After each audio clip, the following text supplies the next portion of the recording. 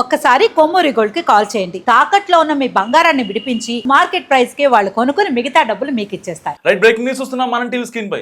America అధ్యక్షుడు Donald Trump 2 వారాల కాల్పుల విరమణను ప్రకటించిన 24 గంటల్లోపే హార్మోజ్ జలసంధిని మూసివేసింది ఇరాన్. లెబనాన్లోని హిజ్బుల్లా లక్ష్యాలపై దాడులు చేసింది ఇజ్రాయెల్. ఈ నేపథ్యంలో కాల్పుల విరమణను ఇజ్రాయెల్ ఉల్లంఘించిందని టెహ్రాన్ ప్రధాన కార్యాలయం ఆరోపిస్తోంది. అమెరికా ఇరాన్ కాల్పుల విరమణ కుదిరిన కొద్ది గంటల్లోపే ఇజ్రాయెల్ లెబనాన్పై విరుచుకుపడింది.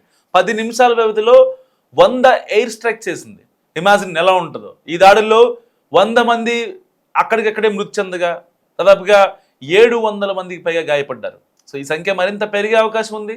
మృతుల సంఖ్య కూడా మరింత పెరుగుతోంది.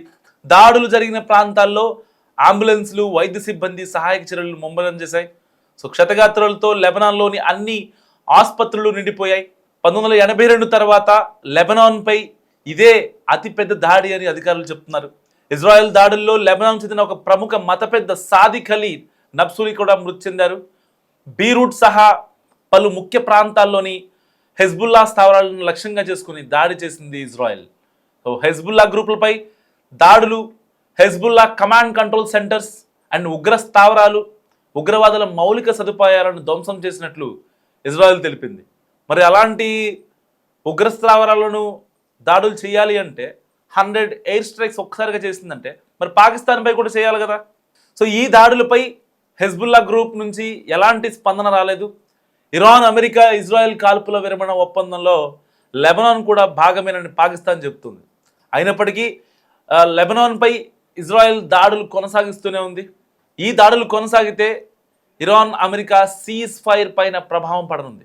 లెబనాన్పై దాడులకు నిరసనగా ఇరాన్ హార్మోజ్ జలసంధి గుండా నౌకల రాకపోకలను అడ్డుకుంది. ఒకవేళ గనక ఇదే కంటిన్యూ చేస్తే ఏదైతే హార్మోజ్ షిప్ దగ్గర ఉన్నటువంటి నౌకల్ని పేల్ చేస్తామంటూ కూడా ఇరాన్ గట్టిగా చెప్తుంది. సో ఇప్పుడు ఇజ్రాయెల్ లెబనాన్పై దాడులు కొనసాగిస్తే అమెరికాతో కాల్పుల విరమణ ఒప్పందం నుంచి వైదొలుగుతామంటూ కూడా ఇరాన్ హెచ్చరిస్తోంది. సో హార్మోజ్ జలసంధి ఇవాళ బుధవారం కదా, బుధవారం నుంచి ఈ యొక్క రాకపోకలు కంప్లీట్గా నిలిపేసింది, రెడ్ సిగ్నల్ వేసింది ఇరాన్.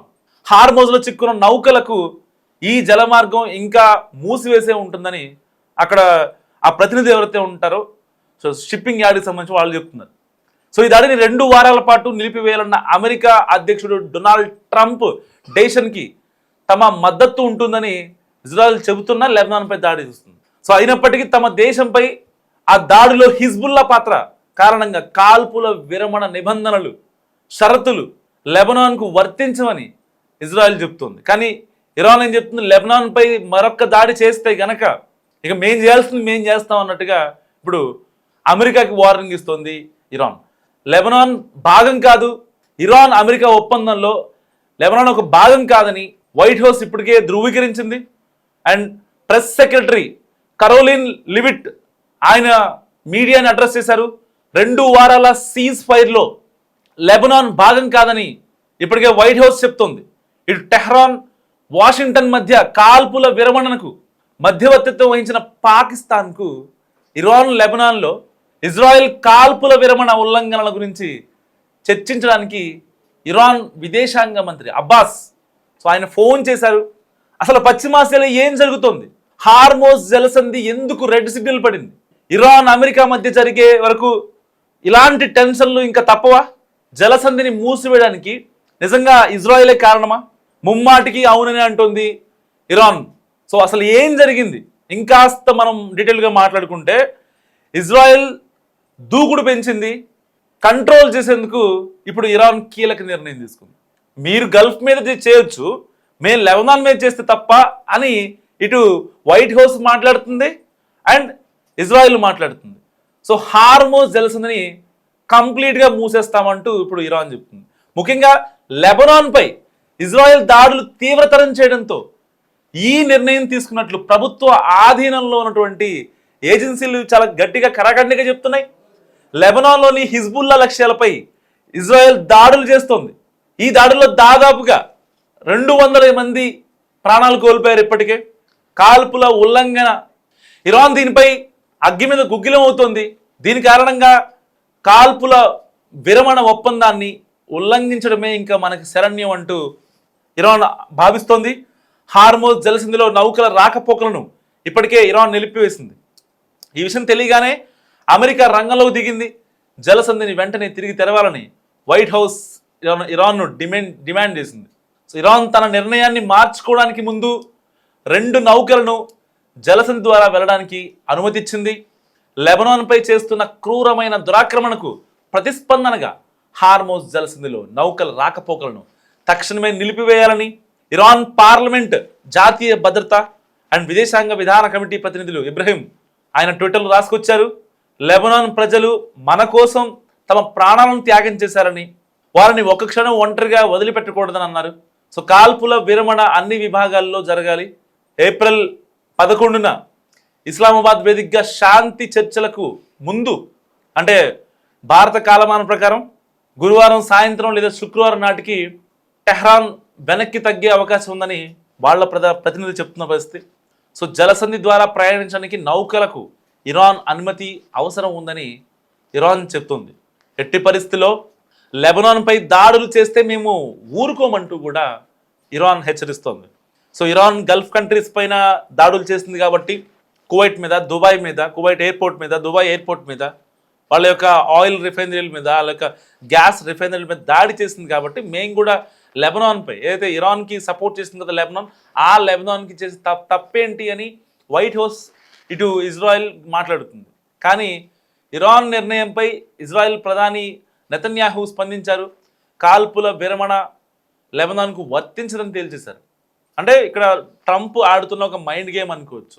ఎందుకంటే హెజ్బుల్లాపై దాడులు కొనసాగిస్తామని నెతన్యాహు ఇజ్రాయెల్ ప్రధాని తేల్చెప్పారు. గతంలో ఎన్నడూ లేని విధంగా ఇరాన్ బలహీనపడిందని, ట్రంప్తో సంబంధాలు మాకు బలంగా ఉన్నాయని అన్నారు. సో అమెరికా అధ్యక్షుడి సహకారం మరువలేదంటూ ఇజ్రాయెల్ ప్రధాని నెతన్యాహు చెప్పుకొచ్చారు. వాస్తవానికి ఇక్కడ ఒక మైండ్ గేమ్ నడుస్తుంది. ఎందుకంటే 2 వారాలు సీజ్ ఫైర్ అంటూ డొనాల్డ్ ట్రంప్ ప్రకటించారు. ఇలాంటి నేపథ్యంలో ఇరాన్ కూడా కొన్ని కండిషన్స్ పెట్టింది. ఎట్టి పరిస్థితుల్లో వాళ్ళ పునర్నిర్మాణానికి అయితే నష్టపరిహారం కావచ్చు, వాళ్ళకి వ్యతిరేకంగా కొన్ని ఆర్థిక స్థితిగతులపైన వాళ్ళ ఆంక్షలు విధించింది. ఇటు ఐక్యరాజ్య సమితిలో కొన్ని వ్యతిరేకంగా తీర్మానాలు చేశాయి. అండ్ వాళ్ళకి రావాల్సిన డబ్బులు నిలిపివేశారు. వాళ్ళకి సాయం చేసే ప్రతి కంట్రీని బ్యాన్ చేస్తామంటున్నారు. సో ఫైనల్గా మమ్మల్ని ఒక ఉగ్రవాద దేశంగా మమ్మల్ని పరిగణించకూడదు అని చెప్పి ఇరాన్ గట్టిగా చెప్తుంది. మరి ఆ డిమాండ్స్ని ఒక పక్క మేము తరువుగా చెక్ చేస్తున్నామని చెప్పిన డొనాల్డ్ ట్రంప్, మరి ఇంతలో ఇజ్రాయెల్ని రెచ్చగొట్టం ఏంటి లెబనాన్ పైకి 1 కాదు 2 కాదు 100 స్ట్రైకులు జరిగాయి. 100 ఎయిర్ స్ట్రైక్స్ అంటే దాదాపుగా 239 మంది. ఇప్పుడు మనం ఈ వార్త చదువుకునే టైంకి అప్డేట్ న్యూస్, బ్రేకింగ్ న్యూస్ 239 మంది చనిపోయారు. వాస్తవానికి జరిగింది స్పాట్లో చనిపోయింది 100 మందే. కానీ ఒక్కసారిగా మరణాల సంఖ్య పెరుగుతోంది. దాదాపుగా 1000 మంది పైగా గాయపడ్డారట. కంప్లీట్గా లెబనాన్లోని సివిలియన్స్ని టార్గెట్ చేస్తున్నారు. ఒక మత పెద్ద కూడా చనిపోయారు. ఆ యొక్క ఇస్లామిక్ సంబంధించినటువంటి మత పెద్ద కూడా చనిపోయారు. ఖమేనీ వాళ్ళ ఫ్రెండ్ అట ఆయన. సో మరి ఇలాంటి నేపథ్యంలో అసలు డొనాల్డ్ ట్రంప్ వ్యూహం ఏంటి? ఒకవేళ లెబనాన్ పై కనుక ఇజ్రాయెల్ దాడులు కొనసాగిస్తే హార్మోజ్ జలసంధి వద్ద ఉన్న నౌకలను పేల్చేస్తామని ఇరాన్ గట్టిగా హెచ్చరిస్తోంది.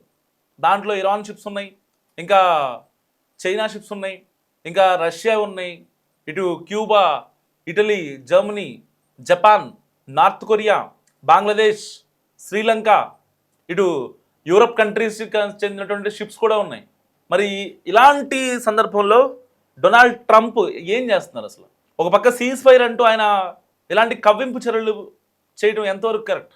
నిజంగా ఇరాన్ చెప్పినట్టు హార్మోజ్ జలసంధి దగ్గర ఏదైతే షిప్స్ ఉన్నాయో కొన్ని వేల కంటైనర్స్, దాదాపుగా 2000 షిప్స్ అంటే కనీసం ఒక 6000 కంటైనర్స్ ఉంటాయి.